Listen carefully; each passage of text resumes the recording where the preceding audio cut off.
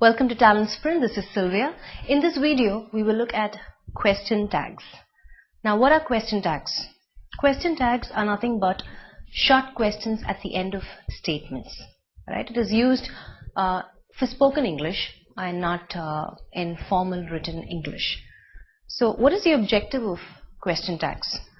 You either use question tags to confirm something, or you want to encourage a response from someone, you just want to pass a comment, or you want to keep the conversation open. For example, this isn't working, is it? That's a question tag right there at the end of a negative sentence, right? So you're trying to confirm something there, or you don't recognize me, do you? Right? That's another example where you want to encourage a response from the other person. Right? Now, how is it formed? Now, basically, you use the auxiliary verb or the modal verb and the appropriate subject, right? If there is no auxiliary verb or modal verb, then you use do, does, or did. Now, let's understand this through an example. But before we apply the example, what's the underlying principle when it comes to question tags? For a positive statement, you use a negative question tag. For a negative statement, you use a positive question tag. Now, let's look at a couple of examples. So let's quickly look at these examples here in front of us. It's beautiful, isn't it? Now I know this is a positive statement. It is contracted to it's. It's beautiful, isn't it? Negative question tag. You know him, don't you? Look at the sentence. There is no auxiliary verb or modal verb, right? When I mean auxiliary verb, I'm talking about be forms. Am, is, was, were, right? So I have the main verb know. So because there is no auxiliary or modal verb, I use the form of do, did, or does. So in this case, you know him, positive statement, negative question tag, don't you. Let's look at the next one. It isn't very good. I know this is a negative statement.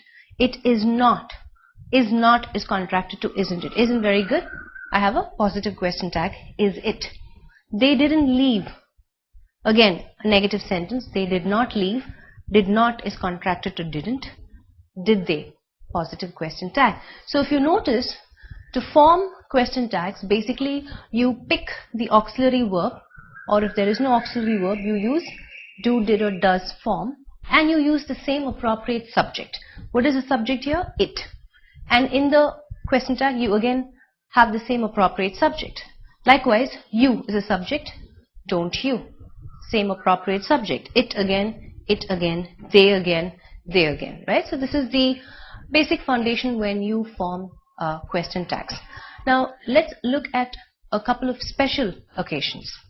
The first special instance we're going to look at is I am.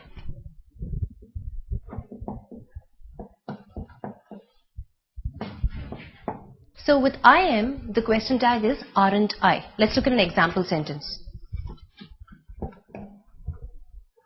So here again in this example sentence, if you see, I am is contracted to I apostrophe am. I'm the fastest, aren't I. So with sentences that have I am, remember the question tag is aren't I. Let's look at the second special instance. Won't.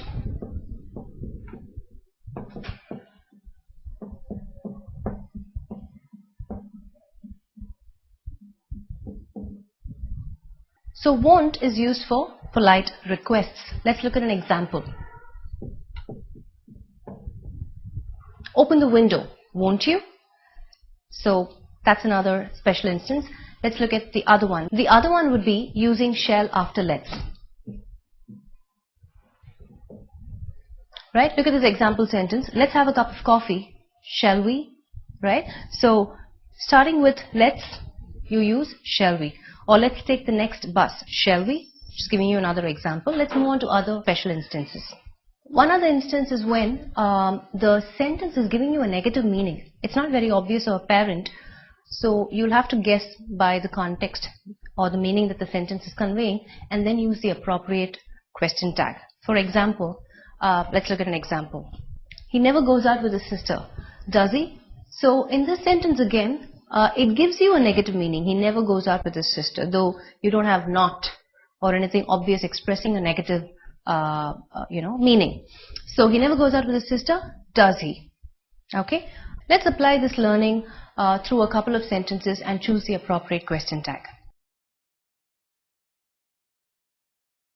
let's look at these sentences and identify the appropriate question tags. You can't hear me. Negative sentence. Can't, cannot. So we need a positive question tags. You can't hear me. Can you? Right? We use the same subject, you. I'm next. Remember, sentences that begin with I'm, the question tag is aren't I.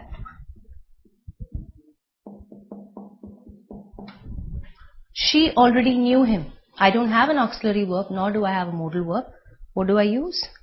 Do, does, or did. Right? She already knew him. Positive sentence, I need a negative question tag. She already knew him. Didn't she? They haven't met. Again, I have a negative sentence. They have not met. They haven't met, have they? Negative sentence, positive question tag, same appropriate subject. They. They don't like me. Again, negative sentence. They do not like me. Do they?